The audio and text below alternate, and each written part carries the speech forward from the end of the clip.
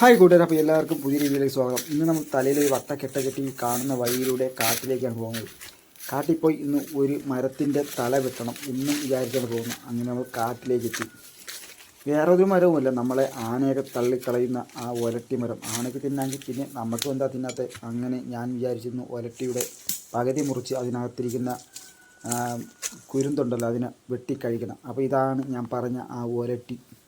അങ്ങനെ ഒരു 15 അടി പൊക്കമുള്ള ഒലട്ടിയാണ് നിൽക്കുന്നത്. എങ്കിലും അത്യാവശ്യം വലുതൊന്നും പറയാൻ പറ്റില്ല, ചെറിയ മരമൊന്നും പറയാൻ പറ്റില്ല.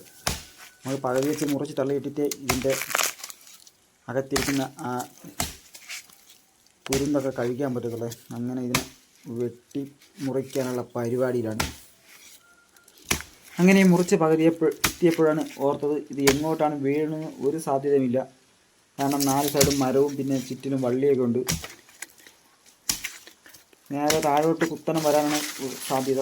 നമ്മൾ വിചാരിച്ചതുപോലെ തന്നെ നേരെ താഴേക്ക് തന്നെ വന്നു. ഇനി 2-3 കഷ്ണങ്ങൾ വച്ചാലേ അത് നമ്മൾ പറഞ്ഞ സാധനം എടുക്കാൻ പറ്റും. ഇനി നമ്മൾ ഇവിടെ ഒന്ന് വെട്ടി നോക്കാം. ഇവിടെയൊന്നും അതിൻ്റെ ഒരു രേഖയുമില്ല. ഇതൊക്കെ മുറ്റിയ കുരുന്നിൻ്റെ ഒരു രേഖ ഇവിടെയൊന്നും കാണാനില്ല. ഇനി ഇവിടെ നിന്ന് മുകളിലോട്ടൊന്ന് കട്ട് ചെയ്യാം. ഇത് വെട്ടണമെങ്കിൽ ഇത്തിരി പാടുള്ള കേസാണ്. അങ്ങനെ നമ്മൾ കുറച്ചുകൂടെ മുകളിലോട്ട് ഇവിടെ വെട്ടി നോക്കി. പക്ഷെ ഇവിടെ കാണാനാണ് സാധ്യത. ഇതിനോട്ട് മണ്ണിലോട്ട് പോയാൽ അതിൻ്റെ വലിയ ഇലകളൊക്കെ ആയി. അതിൻ്റെ കുരുന്ന് ഇവിടെ നിന്നിട്ടാണ് കാണാനാണ്. ഇവിടെ ആണ് അതിൻ്റെ. അങ്ങനെ നമ്മൾ വെട്ടി കണ്ടെത്തി.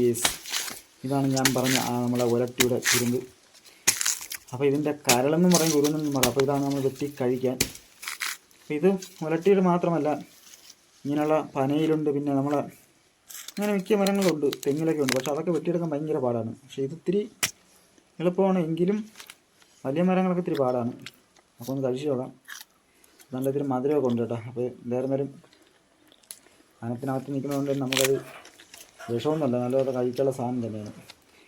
ആന ഇതാണ്, ഇതിൻ്റെ ചോറാണ്, ഇതൊക്കെയാണ് കഴിക്കുന്നത്. ആന വലിയ മരങ്ങളൊക്കെ തള്ളിയിട്ടൊക്കെ പൊട്ടിച്ച് ഇതാണ് കൂടുതലും കഴിക്കുന്നത്. ഇപ്പോൾ ആന തള്ളിയൊക്കെ ഇപ്പം മരങ്ങളൊന്നും ഇല്ല, ഇപ്പോൾ ചെറിയ തൈകളൊക്കെ ഉള്ളൂ. ആന ഇതൊക്കെ തീർന്നു നിർത്തിയപ്പോൾ നമ്മളെ വസ്തുവിലൊക്കെ ഇറങ്ങി വാഴയും മരിച്ചിനെയൊക്കെ തിന്നാൻ തുടങ്ങി. അപ്പോഴേ ആനയ്ക്ക് ഇതൊന്നും ചെറിയ മരങ്ങളൊന്നും വേണ്ട. അപ്പം നമ്മളൊന്ന് കഴിച്ചു പോകാമെന്ന് വിചാരിച്ച്. അപ്പം ഞാൻ വെട്ടിത്തള്ളിയ മരം ഇതാ നിൽക്കുന്നു കേസ്.